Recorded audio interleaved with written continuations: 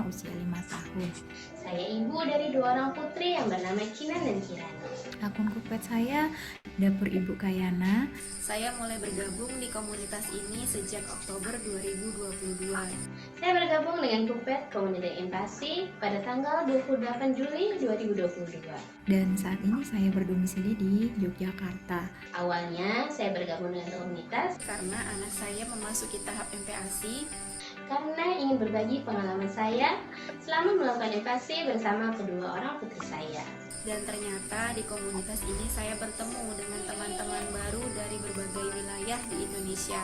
Mendapatkan ilmu yang update tentang MPASI karena pengalaman saya meskipun ya kakak dan adik itu bedanya hanya 2 tahun, tetapi ilmu tentang MPASI itu sudah berkembang, sudah berbeda ya. Banyak sekali ilmu baru yang saya dapatkan selama bergabung dengan komunitas. Apalagi sekarang sudah selisih dari Aku juga 5 kaget. tahun. Kemudian di dalam komunitas ini saya mendapatkan berbagai inspirasi mengenai MPASI. Jadi kalau saya punya anak lagi, saya punya dasar ilmu tentang MPASI nanti seperti itu. Kemudian di dalam komunitas ini saya mendapatkan berbagai inspirasi mengenai MPASI, bagaimana cara mengolah MPASI, apa saja menu yang harus ada di MPASI. Cookpad mendatangkan narasumber yang mengedukasi kami seputar MPASI itu sendiri. Jadi saya sangat beruntung sekali bisa bergabung di komunitas MPASI Cookpad. Dan saya semakin bersemangat untuk selalu membuat MPASI untuk anak saya setiap harinya. Oleh karena itu, yuk gabung dengan Cookpad Community Empati.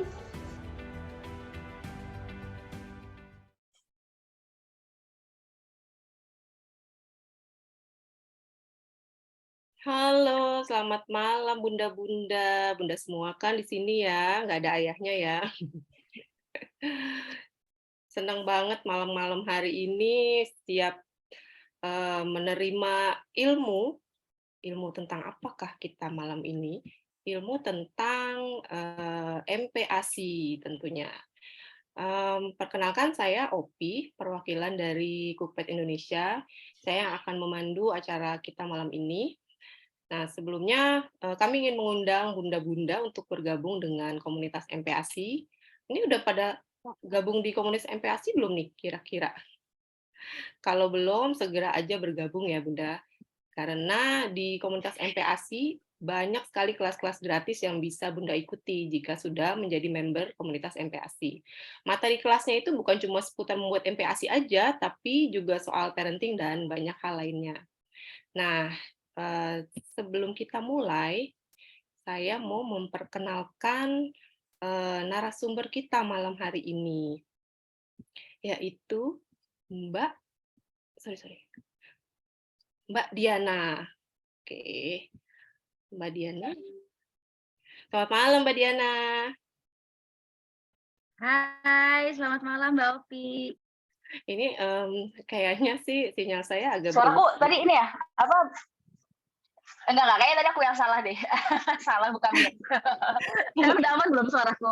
aman, tapi agak delay ya sedikit. Apa sinyal saya di sini yang agak kurang bersahabat kayaknya? Nah, Bentar, kayaknya akunya deh. Aku coba Oh. ganti sinyal ya.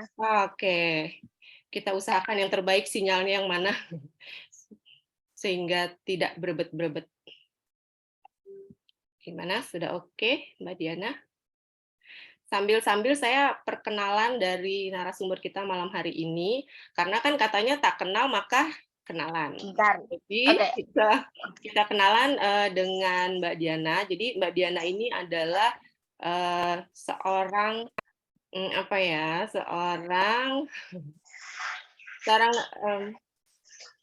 yang bergerak, dia background edukasinya Mbak Diana ini adalah S1 Ilmu Komunikasi Universitas Indonesia, pernah bekerja sebagai public relation kurang lebih 6 tahun di berbagai industri, termasuk Mother Care dan ILC. Kemudian Mbak Diana tersadar bahwa beliau memiliki passion di dunia anak dan parenting, gitu ya Mbak Diana? Iya, betul.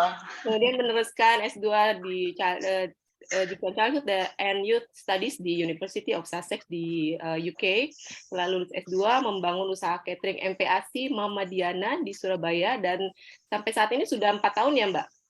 Iya, betul, udah 4 tahun. Dan menyajikan MPASI, nugget, abon, dan finger food homemade untuk si kecil. Nah, akan segera launching catering toddler, luar biasa. Baru launching Mbak, Toddler, sebenarnya Mbak. Catering Mau- toddler baru banget launching. oh udah launching? Iya, baru banget launching minggu lalu. Ih, keren sih. Itu biasanya kan catering tuh catering sekolah, catering ibu-ibu, sekarang ada catering toddler, ya ampun. Dunia per MPASian sudah berkembang pesat gitu ya. Nah, selain itu Mbak Diana juga aktif untuk mengedukasi untuk empower anak-anak dengan child right based parenting atau pengasuhan berbasis hak anak. Gitu ya Mbak. Gitu ya Mbak Di. Iya, betul Mbak Opi. Nah, sekarang kita mau membahas tentang menu keluarga yang bisa juga sebagai menu MPASI. Itu gimana tuh Mbak Diana? Apakah ada pakem khusus supaya maksudnya sehingga menu keluarga ini bisa dikategorikan aman atau layak sebagai menu MPASI? Oke, aku mau sedikit cerita boleh ya kenapa Boleh. kenapa topik ini menarik banget sih sebenarnya buat aku gitu, karena tadi kan kalau dari kenalin Mbak Opi, aku kan S2-nya di Inggris ya gitu, dan kebenaran pas aku lagi S2 itu aku hamil dan melahirkan di sana gitu, sampai anakku mulai MPASI pun aku masih posisinya di Inggris kan, terus nggak ada saudara gitu kan, nggak ada keluarga deket, jadi bener-bener cuma aku sama suami yang ngurusin anak. Nah, beruntungnya di sana itu ada kayak servis ya dari government itu yang petugas gitu yang mengunjungin kita ke rumah untuk parents yang baru melahirkan. Namanya tuh health visitor. Nah, pas aku mau mulai MPASI kan aku banyak nanya dong ya ke si health visitor ini, karena aku bener-bener blank banget gitu. Dan kok kalau aku baca-baca info atau pengetahuan gitu MPASI di Indonesia sama di Inggris ini banyak bedanya nih gitu kan. Nah, terus si health visitor ini singkat cerita dia tuh ngomong, sebenarnya tuh bikin MPASI tuh gampang banget intinya. Samain aja kayak menu keluarga, cuman takarannya aja yang disesuaiin gitu, sama bumbu-bumbunya disesuaiin. Terus aku bingung kan, kayak maksudnya jujur aja dulu kan aku kalau makan kan kalau masak kan yang gampang ya Mbak ya. Jadi kayak misalnya ayam dibumbuin pakai bumbu instan terus digoreng gitu, terus ya udah nasi sama ayam selesai, nggak ada sayur, nggak ada apa. Terus kan aku mikir kan, loh emang kalau bayi gitu doang aman ya gitu kan awalnya tuh. Terus aku berpikir dan sadar sih, oh ya bener juga sih, maksudnya kalau sebenarnya kita keluarga itu menu makanannya udah sehat, ya kita bisa banget nyamain menu kita tuh sama bayi gitu kan, tinggal kayak tadi health visitorku bilang, tinggal sesuaiin aja takarannya gitu. Akhirnya pelan-pelan aku dan suami lah yang mulai berubah pola makannya jadi lebih sehat. Oh, jadi justru menunya orang tuanya mengikuti menu anak-anaknya gitu ya? Lebih ke jadi sebenarnya untuk orang tuanya juga nih kayaknya nih.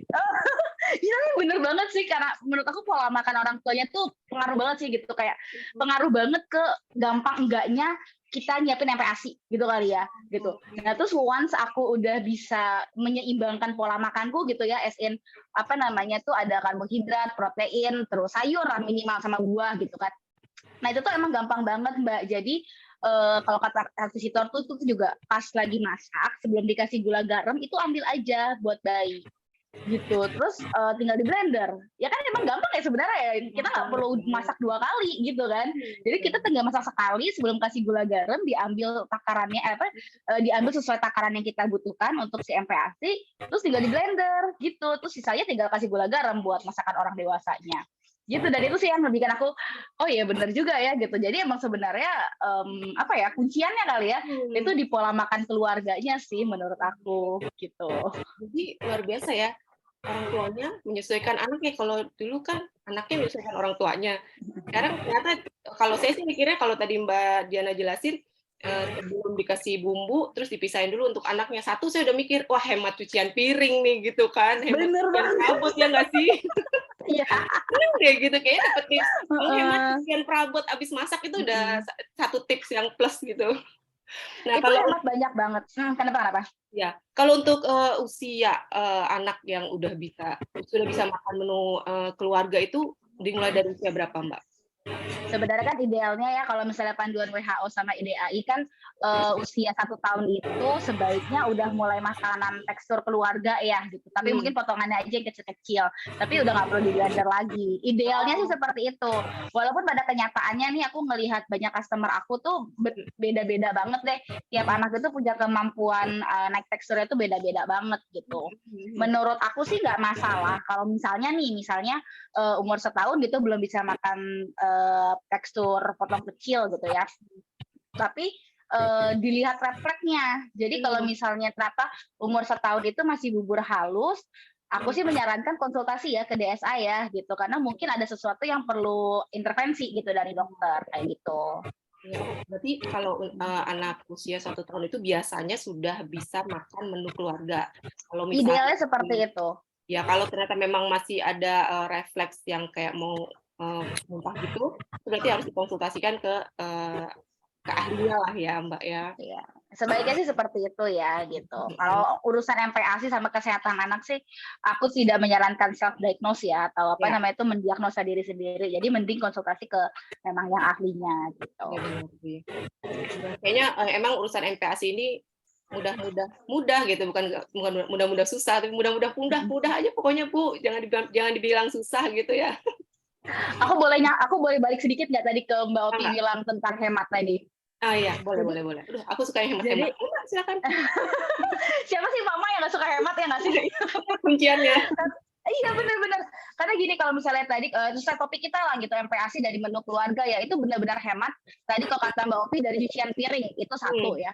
Yang kedua waktu itu hemat banget dari segi waktu karena kita nggak perlu masak 2 kali ya kan, cuma sekali masak aja.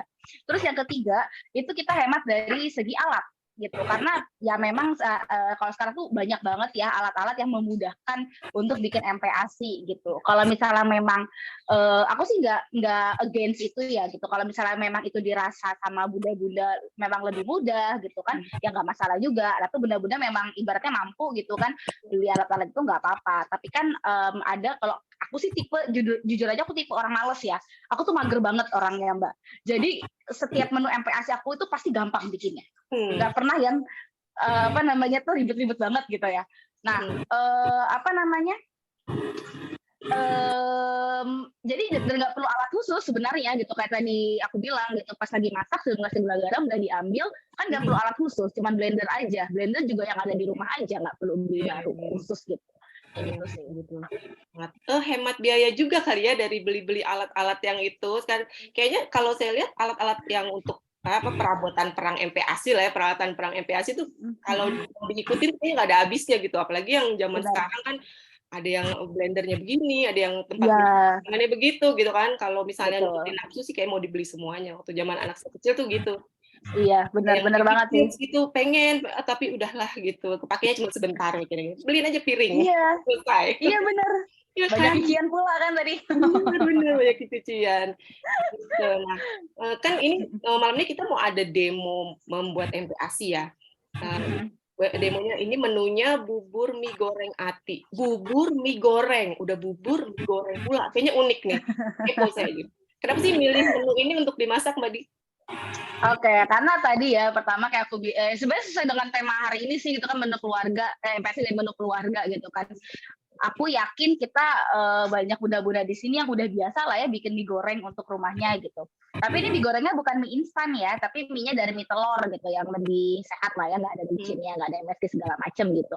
Itu satu. Yang kedua, bayi itu kan jangankan bayi deh, orang dewasa aja kalau makan tuh kan gampang bosen ya gitu kan. Bayi itu juga ada kemungkinan bosennya makanan. Nah kadang-kadang kita tuh kadang-kadang bayi itu kan bosen karbonya nasi misalnya kan. Jadi bisa divariasiin nih pakai si mie gitu. Jadi sebenarnya lebih ke variasi menu sih. Kenapa aku akhirnya pilih menu mie goreng ati ini untuk bayi gitu. Itu kedua. Dan ketiga, itu masih banyak lah bunda-bunda pasti ayah-ayah juga ya yang banyak khawatirnya gitu kayak bayi itu boleh nggak sih makan mie sebenarnya? Bayi itu boleh nggak sih makan pasta? Atau boleh nggak ini buat bayi? Ini boleh nggak buat bayi? Pasti banyak pertanyaan seperti itu gitu. Dan aku udah konsultasi sama dokter anak, nggak apa-apa gitu mie telur terus pasta itu tuh nggak apa-apa banget buat bayi gitu dan sebenarnya nggak perlu merek khusus bayi nggak masalah jadi merek yang biasa kita bikin aja yang biasa kita masak aja itu nggak masalah gitu. Dan lagi kayaknya kalau merek khusus bayi itu agak pricey ya Bun ya, gitu, agak lebih Betul. mahal harganya. Jadi ibu-ibu harus tetap Mm-mm. stabil itu dompetnya, jadi bisa makan juga buat MPASI juga gitu ya. Nah, terus kalau untuk Benar-benar. tips untuk membuat menu keluarga menjadi menu MPASI biar layak makan buat si baby, buat si toddler-nya gimana tuh, Mbak? Tadi kayak udah kita bahas sedikit ya Mbak Opi ya. Apa namanya, setiap masakan kita sebelum dikasih gula garam itu diambil dulu aja sesuai takaran kebutuhan bayi. Jadi ya udah tuh tinggal disatuin, tinggal di blender sesuai kebutuhan teksturnya. Itu aja, sesimpel itu. Itu tanpa penambahan bumbu, tapi kalau misalnya kayak mau ditambahin garam lah sedikit biar ada rasanya gitu, nggak apa-apa juga atau gimana? Itu nggak apa-apa banget karena kan sebenarnya kalau misalnya ayah bunda di sini, Mbak, nggak ada ayah ya, bunda-bunda doang ya kayaknya di sini ya. Bunda gitu. Oke, bunda-bunda baca apa namanya panduannya MPASI dari IDAI atau WHO, itu sebenarnya bayi dari 6 bulan itu dikasih garam sama gula sedikit itu nggak apa-apa. Ada takaran maksimalnya berapa yang boleh diberikan gitu ya. Tapi kalau aku sih jujur untuk catering aku dan untuk anak-anak aku juga, kalau belum setahun sih belum aku kasih gula garam sih. Oh, gitu. Kecuali customer-nya emang request ya kasih gula garam low salted, itu baru aku kasih. Tapi standarnya itu biasanya aku nggak ngasih kalau di bawah setahun. Tapi itu opsional, silakan kalau misalnya memang karena ada aja bayi yang dari awal 6 bulan tuh dia udah pengennya tuh MPASI itu yang lebih berasa gitu, ada aja gitu, nggak masalah selama tidak melebihi batas standar yang ditetapkan sama si panduan WHO sama IDAI itu. Oke. Nah, kalau misalnya kan kalau garam sama gula tadi opsional ya. Terus kan ada tuh kadang bunda-bunda tuh nambahin kayak keju gitu supaya lebih gurih. Itu sebenarnya nggak apa-apa juga ya, Mbak? Tergantung usia. Nggak apa-apa banget. Emang biasanya kan dikhawatirin keju itu punya kandungan natrium yang tinggi gitu ya. Sebenarnya sih nggak apa-apa ya, karena bayi itu mau sebanyak apa sih makan keju? Ya, pertama, keju itu kan kandungannya nggak cuma garam doang gitu. Yang kedua, bayi itu kan nggak mungkin keju sebagai makanan utama. Batang gitu nggak mungkin ya. Biasanya kan cuma taburan doang atau cuma perasa doang. Jadi sebenarnya nggak apa-apa makanan MPASI dikasih keju. Kembali lagi Biasanya ke malah jumlahnya. iya, betul. Biasanya aku malah kalau untuk catering gitu ya, untuk anak-anakku kalau misalnya nggak aku kasih gula garam, ya aku kasih bahan-bahan natural kayak gitu, Mbak. Keju, nggak natural juga sih ya, bumbu apa ya istilahnya, Mbak ya, pelengkap kali ya, pelengkap rasa gitu ya, penambah rasa ya, keju gitu. Atau misalnya kalau agak manis tuh aku pengen makanannya agak manis, aku kasih kurma sedikit gitu. Itu bisa banget. Kurma, iya sih benar-benar. Kurma jadinya ya. Ya, tips nih, bunda-bunda. Saya kemana aja sih dulu waktu MPASI, aduh. Saya makan itu lagi. Oke, nah sekarang pertanyaan selanjutnya nih Mbak, sebelum kita mulai untuk demo masak. Jadi ini kan ibu-ibu nih, bunda-bunda udah effort nih ya, udah masak gitu. Mau yang effortnya lebih atau effortnya cukup gitu. Nah, kalau udah dimasak terus anaknya nggak mau makan makanan keluarga itu, adakah jalan pintas lain supaya si anak tetap diperkenalkan sama menu keluarga ini?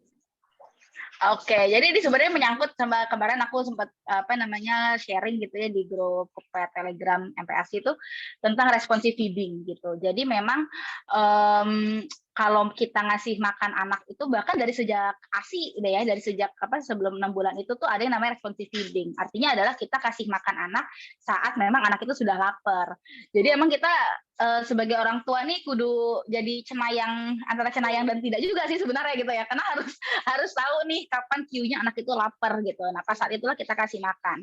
Kadang-kadang anak itu kan nggak mau makan, ada banyak banget alasannya ya Mbak ya gitu, dan nggak bisa digeneralisir jawabannya cuma 1 atau 2 gitu. Tapi emang harus dicari tahu nih kenapa anak itu nggak mau makan.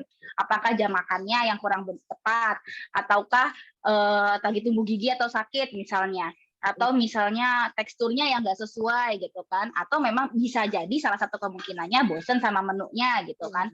Makanya salah satu tujuannya bikin MPASI menunya bervariasi itu kan kita untuk mengeksplor juga ya. Jadi kita tahu si anak ini sukanya apa sih gitu kan, karbonya apa, misalnya proteinnya apa nih yang kira-kira dia nggak suka gitu. Nah itu salah satu tujuannya memberikan MPASI yang bervariasi. Itu satu. Yang kedua, kalau misalnya aku nggak tahu ya kalau kebiasaan bunda-bunda di rumah ya gitu. Cuman kalau aku dan suami kebetulan kami tipe yang suka eksplor menu gitu. Jadi jarang banget kita tuh punya menu yang berulang di rumah gitu. Oh, wow. Nah, Iya, kebetulan sih aku sama suami sama-sama suka explore menu gitu. Nah, jadi itu salah satu apa ya namanya ya, gampangnya aku gitu ya. Jadi waktu ngasih makan anakku MPASI ya tinggal nyomot aja kayak tadi kita ngobrol ya, tinggal nyomot aja dari masakan orang dewasa gitu. Dan karena tiap hari menunya beda, jadi si anak juga nggak bosan gitu. Iya, betul-betul variasi itu penting. Mm-mm. Itu kadang-kadang suka mikir mana aja gitu ya, zaman dulu kalau udah ada kelas gini ya ampun anakku pasti udah nggak jadi picky eater. Sekarang picky banget. Curhat. Oke. Sebelum kelas dan demo cookingnya dimulai, aku mau ajak bunda-bunda semua nih untuk gabung ikutan Cooksnap dan Postbar resepnya Bunda Diana. Nanti resep terbaik akan dipilih oleh Mamah Cookpad loh, dan akan mendapatkan merchandise yang menarik. Makanya abis demo terus langsung untuk beli bahannya terus langsung dicoba di Cooksnap dan posting resepnya di akun Cookpadnya. Akun Cookpadnya Bunda Diana apakah sudah di-share? Kakak admin akan share akun Cookpadnya. Bisa gampang nanti mau pilih Cooksnap. Oke, boleh. Nah, ini inspirasi menu menarik. Kayaknya, aduh ini menunya menarik sekali. Kayaknya bukan cuma untuk MPASI aja. Oke, kalau gitu Mbak Diana boleh langsung mendemokan pembuatan bubur mie goreng. Oke, siap. Jadi aku udah standby 2 kamera. Kalau agak kurang jelas tolong ini aja ya, kasih tahu aja ya. Karena aku agak bingung lihat 2 kamera. Oke, jadi ini bisa dilihat bahan-bahannya ya, udah aku siapin. Pertama kita butuh minyak ya untuk masak gitu. Dan minyak ini bisa minyak apa aja, minyak yang ada di rumah pokoknya. Karena apa namanya, aku konsultasi juga sama ahli gizi, itu dibilang kalau misalnya bayi di bawah 2 tahun itu sebaiknya tidak dibatasi jenis lemak yang diberikan gitu. Kemudian garam aku akan ngomong terakhir. Ini ada bawang merah sama bawang putih sedikit aja. Aku cuma pakai kayak bawang merah itu sesiung kali ya, bawang putihnya setengah siung. Terus aku hari ini pakai sawi putih. Sawi putihnya kurang lebih 15 gram atau 1 sendok makan. Kemudian ini ada ati ayam. Kebetulan ini atinya udah aku masak setengah matang ya, jadi biar nanti masaknya lightnya nggak terlalu lama. Ini kurang lebih 60 gram, kalau mentahnya 60 gram. Ya, kalau mentahnya 60 gram. Dari ini mie telur kayak aku bilang tadi ya, ini tuh mie telur yang kita biasa temuin aja di supermarket apa di pasar, apa aja pokoknya mie telur. Ini takarannya kalau udah matang kurang lebih 60 gram. Gitu. Gampang banget ya, bahan-bahannya kan gampang dicari ya Mbak ya, nggak susah kan? Gampang banget, sehari-hari Iya, di pasar juga dapat gitu kan.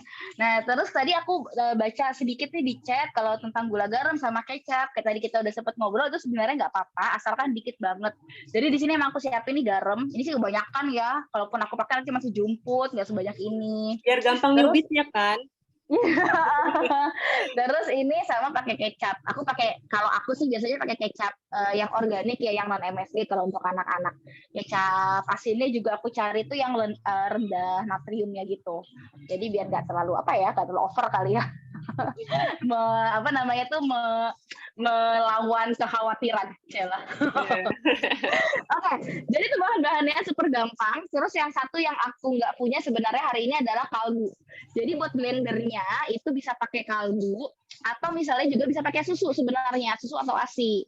Misalnya ada yang masih ASI ya, itu bisa pakai ASI banget gitu. Cuman hari ini aku pakai air putih biasa karena aku lagi nggak sedia kaldunya.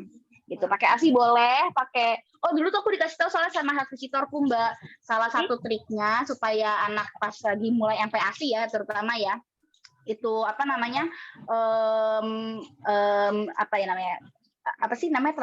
pengenalan rasa gitu ya, pengenalan rasa baru itu bisa pakai campuran ASI yang dia udah biasa minum. Ya, jadi kayak ada yang dikenal rasanya gitu ya, jadi ya memudahkan transisi antara makanan yang biasa, antara ASI sama makanan yang mau di makanan padat yang mau dia ya, luar biasa. Iya, tips banget kan tuh.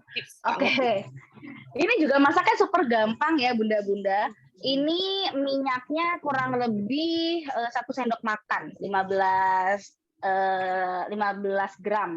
Tapi sebenarnya kalau minyak ini ya, kalau menurut aku kadang-kadang tuh kalau misalnya kita masak minyaknya kebanyakan kan terlalu berminyak, tau nggak sih Mbak? Iya, Nah, yang lebih jadi lebih olinya nggak enak. iya, jadi bisa disesuaikan aja gitu, atau bisa diakalin misalnya minyaknya nggak terlalu banyak tapi ditambah keju misalnya gitu. Kalau minyaknya Jadi diganti butter boleh nggak, Mbak? boleh banget minyaknya diganti butter atau misalnya margarin pun sebenarnya nggak apa-apa loh. Kita kan lebih mudah punya margarin dan lebih affordable ya kalau margarin ya. Lebih ramah di dompet Mama. Iya betul. Kalau aku ini kebetulan pakai minyak kelapa yang lagi ada di rumahku tuh minyak kelapa coconut oil. Terus ini kalau misalnya udah apa namanya minyaknya udah panas, tinggal masukin bawang. Itu tuh gampang banget tau nggak sih kayak kita masak di rumah sehari-hari sebenarnya. Ini lebih gampang ini dan lebih ribetan makanan orang tuanya kayaknya. Lebih lanjutan makanan bayinya kali, enggak? Enggak sih kayaknya ini mah lebih kalau menurut saya ya, Cia. Ini mah lebih banget, lebih kayaknya enggak maksudnya ekspektasi saya terhadap MPASI itu kadang-kadang suka kelebihan gitu loh, suka entar harus dipakein slow cooker, entar harus dikukus, harus ini gitu. Jadi Iya, belum apa benar-benar. nggak tahu ya kalau bunda-bunda di sini, mungkin saya aja orangnya yang ribet, emang saya meribet orangnya. Jadi belum apa-apa udah mikir ini harus diginiin dulu, ini harus diginiin dulu, ternyata enggak ya ampun. Iya. Itu gampang banget, makanya sebenarnya kadang-kadang tuh kalau kita overthinking ya, atau malah terlalu ribet makanan bayi daripada makanan orang dewasa, padahal sebenarnya dibarengin tuh nggak apa-apa banget. Terus ke-trigger beli slow cooker gitu nggak sih, yang rice cooker khusus untuk bayi, nanti pokoknya semua serba khusus, ujung-ujungnya dompetnya merana, padahal nggak mesti. Terus kan juga nambah watt listrik ya Bun ya. Watt listrik penting ya, telepon keburu bunyi, entar belum mateng. Bener. Curhat. Oke, terus ini yang belum mateng kan sayur, jadi aku masukin sayur di sini. Boleh tambah air secukupnya. Sebenarnya aku tuh mau ngasih tahu trik sih nanti ya, terakhir aku jelasin, tapi aku mau ngasih tahu. Ini kan soalnya kan kita mau ngeblender ya, jadi kita butuh cairan. Ada dua cara ya, sama aja sih sebenarnya. Yang pertama, pas masak ini dibikin berkuah gitu. Jadi nanti kuahnya itu dipakai untuk blender. Kayak kalau yang apa ada bunda-bunda di sini ikut kelas masak yang pertama tuh kan bikin apa stick dari menu soto ayam ya. Itu kan aku banyakin kuahnya tuh untuk ngeblender. Prinsipnya sama sih gitu. Jadi kalau misalnya mau gampang ya ini aja dikasih kuah agak banyak gitu, atau kaldu ya biar lebih apa namanya Mbak, berasa taste-nya lebih enak ya kasih kaldu nggak apa-apa gitu.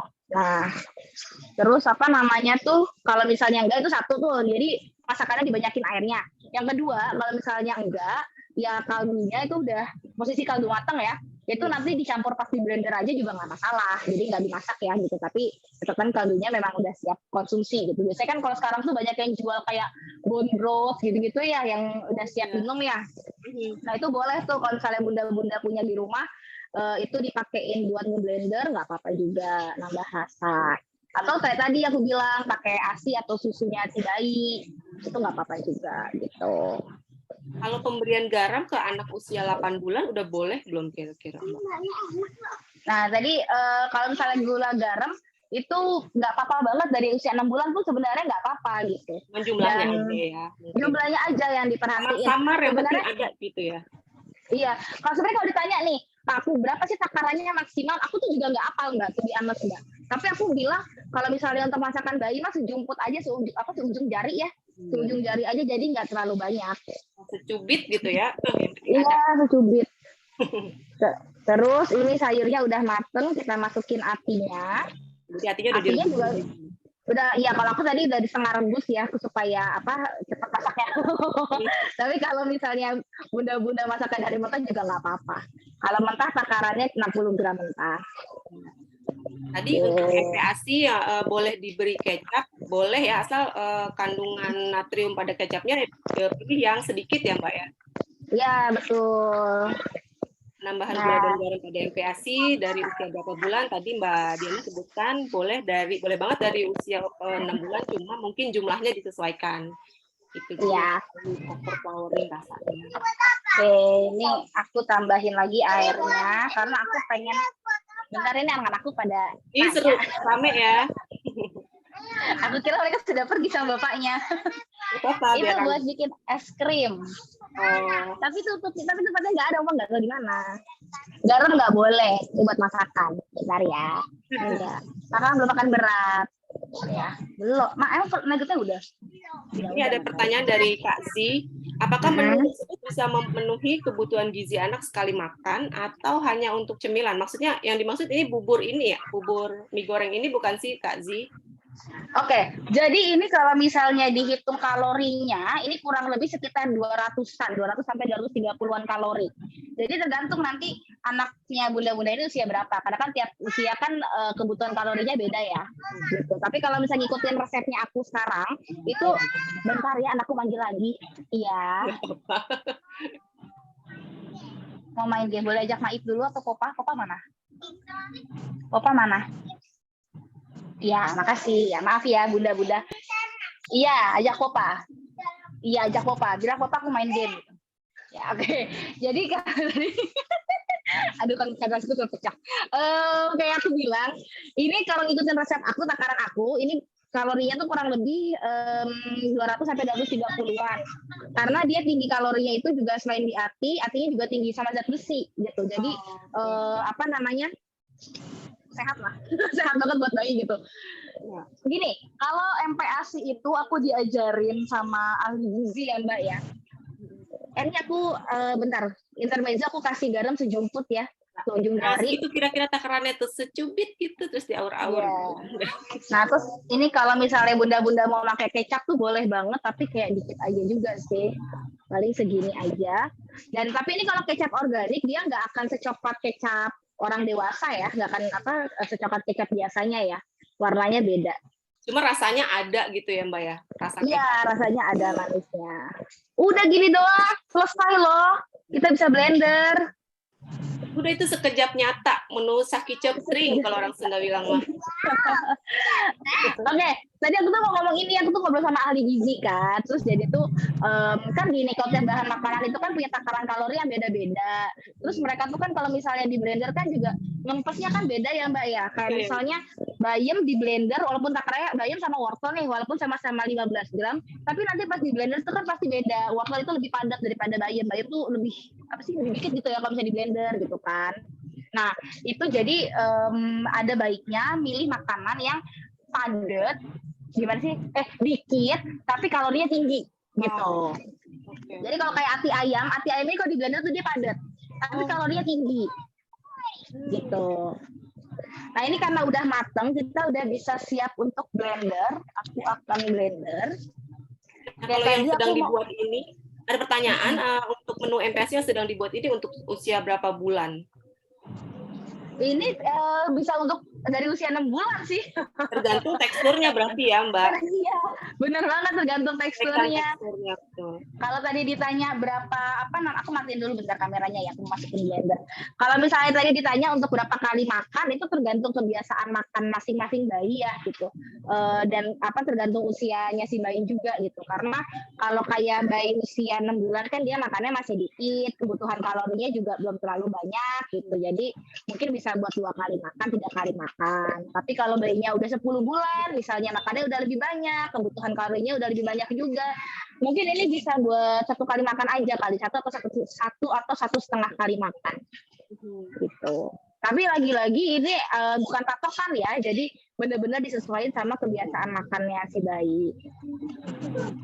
Ada pertanyaan, kol bisa diganti wortel? Oh itu tadi sawi putih Mbak Fei, bukan kol. Ya. Gak apa-apa sih, ini mau diganti sayur yang lain juga gak apa-apa banget. Mau diganti tadi wortel gitu ya. Atau apa yang lain gak apa-apa banget. Nah kalau tekstur tekstur MPASI untuk usia 8 bulan yang belum tumbuh gigi itu gimana tuh Mbak Di? Sebenarnya gini, ada gigi atau enggak itu nggak pengaruh ke tekstur. Ya, surprisingly seperti itu karena yang dipakai bayi untuk ngunyah itu adalah gusinya. Gitu. Dan gusi itu kan kalau misalnya kita pegangnya gusi bayi walaupun belum ada gigi itu kan keras ya. Itu sebenarnya mereka mampu untuk punya makanan yang lebih teksturnya lebih kasar. Itu satu. Yang kedua, kalau misalnya bayinya belum tumbuh gigi, dikasih makanan yang agak kasar itu malah merangsang gusi mereka supaya giginya tumbuh. Gitu. Jadi malah jangan takut untuk ngasih makan bayi yang belum tumbuh gigi untuk teksturnya dinaikin gitu ya. Itu malah jangan takut, tapi malah itu jadi stimulasinya mereka ya. Iya, gitu, simulasinya giginya gusinya mereka supaya ngeluarin gigi gitu. jadi sekarang kalau aku lihat kayaknya sudah perkembangan MPASI kan sudah sangat pesat gitu ya. Jadi bayi-bayi yang baru belajar itu ada yang namanya BLW, baby led weaning itu ya Mbak ya. Itu tuh disuruh dipegangin wortel rebus gitu. Terus aku bilang apa enggak hoe gitu kan? Kan dia belum ini, Iya. tapi kalau berhasil banyak gigitannya gede itu kan lumayan. Kalau ibu-ibu jadul kayak saya kayaknya Sedap. Iya. Jadi kalau BLW itu aku bisa ngobrolin ini sejam sendiri sih kayaknya, nggak sih lebay. Cuman gini, secara singkatnya gini, kalau emang panduannya WHO sama IDAI itu kan apa namanya tuh, bentar aku sambil blender soalnya. Kalau misalnya BLW itu kan nggak disaranin ya, gitu. BLW itu kan artinya kan definisinya adalah ngasih makan bayi sendiri, gitu kan. Semua disediain sendiri dengan dalih supaya anak belajar makan sendiri lah, mereka ngatur porsi makan sendiri dan sebagainya gitu. Tapi sebenarnya itu tidak direkomendasikan untuk bayi yang baru mulai MPASI karena kan mereka ya namanya baru belajar MPASI gitu ya gitu, dan mereka masih butuh panduan kita gitu kan, pendampingannya kita sebagai orang tua. Yang bisa dilakukan kalau aku saranin gitu ya. Jadi pas lagi 6 bulan dikasih makan, kayak Nikita Willy deh, sekarang kan lagi baru-baru ini kan lagi happening banget tuh ya ceritanya Nikita Willy ngasih MPASI anaknya. Nah itu tuh jadi pas dia 6 bulan mulai makan, anaknya tuh tetap disuapin tapi dikasih kayak 1-2 doang finger food untuk dia megang tekstur, belajar paham makanan apa yang dia konsumsi, terus rasanya apa. Lebih ke situ, tujuannya untuk pengenalan bahan makanan, bukan untuk asupan utamanya. Gitu. Nah, itu bayi untuk usia 6 bulan. Pas dia udah 8 bulan, itu dia udah dari segi orang motorik, terus dari segi motorik halusnya, dia udah lebih siap untuk makan makanan sendiri. Jadi pas lagi 8 bulan, itu kita bisa 50-50 gitu. Jadi kita suapin, tapi kita sambil siapin sendok misalnya untuk mereka. Jadi 1 piring 2 sendok, 1 kita yang nyuapin, 1 biar dia eksplor makanannya. Atau juga sambil kita suapin sambil dikasih separohnya. Jadi misalnya bubur 1 porsi bagi 2 gitu ya. Yang 1 disuapin, yang separohnya lagi itu dijadiin finger food gitu. Jadi mereka belajar makan sendirinya kayak gitu sejak usia 8 bulan idealnya. Tapi emang seru sih, jadi kadang-kadang anak kan kalau asik ngaduk-ngaduk gitu dia lupa ya, emaknya nyuapin lagi, dia mangap lagi gitu. Jadi kan tetap ada yang masuk ya gitu, karena apalagi kalau anaknya picky eater jadi harus dikasih distraction gitu. Kalau jangan gadget ya ibu-ibu, jangan gadget, mendingan dikasih makanannya aja itu biar dia uprek-uprek. Yang penting sebenarnya tujuannya bukan distraksi ya gitu, karena kalau bayi makan dikasih distraksi itu juga tidak mengajari untuk mindful eating gitu, mereka nggak tahu apa yang mereka konsumsi, tapi lebih kepada pengenalan bahan makanan itu tadi gitu. Jadi kita kasih wortel, ini loh di bubur kamu ada wortel, teksturnya tuh seperti ini aslinya, terus warnanya orange. Jadi buat apa ya, buat mainannya bayi kali ya gitu, tapi tetap relate sama apa yang sedang dia lakukan gitu. Benar juga, sambil dijelasin ya, diajakin ngobrol. Nah, terus ini aku mau blender tapi kayaknya kurang halus deh. Aku coba halusin lagi ya, karena kayaknya di sini kebanyakan banyak bunda-bunda yang bayinya masih lebih kecil. Bentar ya, aku coba blender lagi ya. Nah, ada pertanyaan lagi nih tadi. Mulai naik teksturnya baiknya di usia berapa? Oke, jadi kalau ini sih aku ngomongin idealnya ya, tapi tetap aku bilangnya gimana, ini panduan idealnya seperti apa, tapi tetap disesuaikan dengan kemampuannya bayi masing-masing. Jadi idealnya tuh kalau misalnya umur 7 bulan itu sebaiknya udah dibikin sedikit lebih kasar. Terus kalau misalnya udah 8 bulan itu udah masuk ke bubur kasar gitu. Nah itu bertahap, nanti kalau udah mulai 11 bulan bisa dicoba tekstur kalau 10 bulan apa 11 bulan itu bisa lebih kasar lagi, jadi kayak nasi tim tuh Mbak. Jadi kalau di blender tuh asal hancur lah ibaratnya tuh kalau aku ngomongin gitu. Nah nanti pas umur 1 tahun jadi udah siap dia untuk makan tekstur keluarga gitu. Nah ada lagi pertanyaan, bolehkah share tips dan trik untuk menu MPASI agar bervariasi? Apa ya? Aku bingung jawabnya sih, cuman ya mungkin emang explore menu aja kali ya, dan sering-sering lihat cookpad tentunya, karena banyak banget inspirasi menu di sana. Yang penting mungkin itu tadi tidak overpowering makanan, bumbunya tidak overpowering tekstur atau rasa MPASI-nya ya mungkin ya Mbak ya. Iya, apa ya, kalau aku tuh dulu gini, karena kayak aku bilang ya, kebetulan aku sama suami tuh emang tipe yang suka explore makanan. Jadi explore menu, sorry. Jadi kita hampir jarang punya punya menu berulang gitu di rumah ya, kecuali mendesak lah. Nah, yang kita lakuin itu adalah, apa yang aku lakuin sama cateringku adalah, itu aku suka dalam 1 minggu itu aku cari masakan yang nggak pakai nasi. Entah pakai kentang, atau pakai pasta, atau pakai mie, kayak gitu.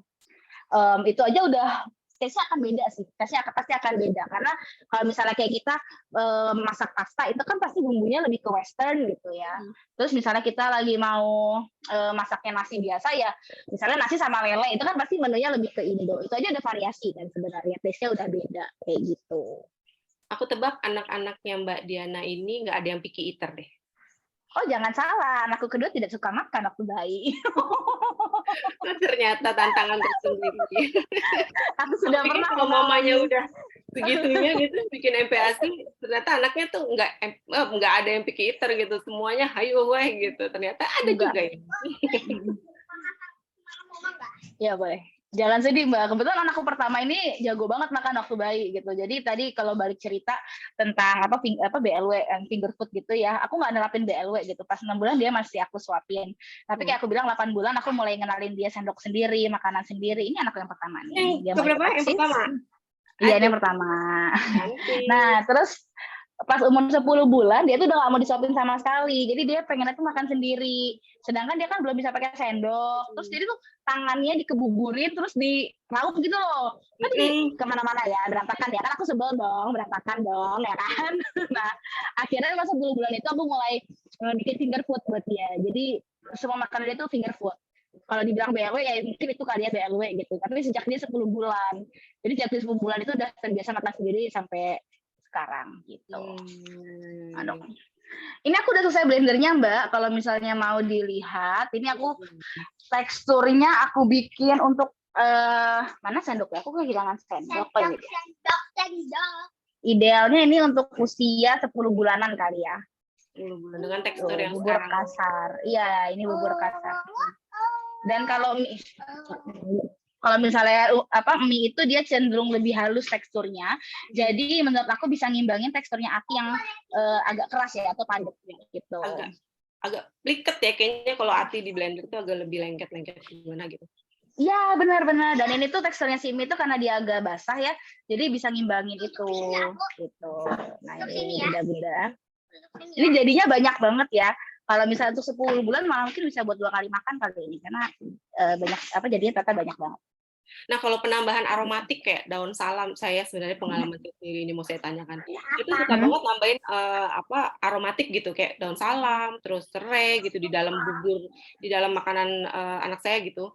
Jadi dibandingkan dengan yang tidak berbumbu aromatik, dan yang bumbu aromatik itu kayak dia lebih lahap yang ada aroma-aromanya gitu deh kayak mungkin agak aroma nasi uduk gitu ya, dari kecil udah dikenalin aroma nasi uduk gitu, jadi lebih lahap aja gitu. Tapi itu sebenarnya dibolehkan atau enggak tuh Mbak? Kalau boleh banget gitu. Malah kalau aku pribadi ya, aku lebih menyarankan mendingan pakai bumbu aromatik yang agak banyak daripada pakai gula garam untuk bayi di bawah 1 tahun. Emang ya pasti beda lah rasanya, kalau gula garam kan lebih ke gurihnya gitu ya.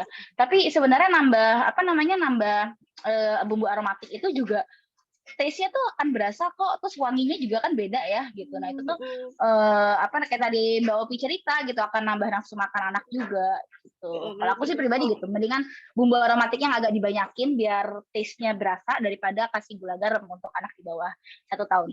Balik lagi ya, tapi itu pilihan ya.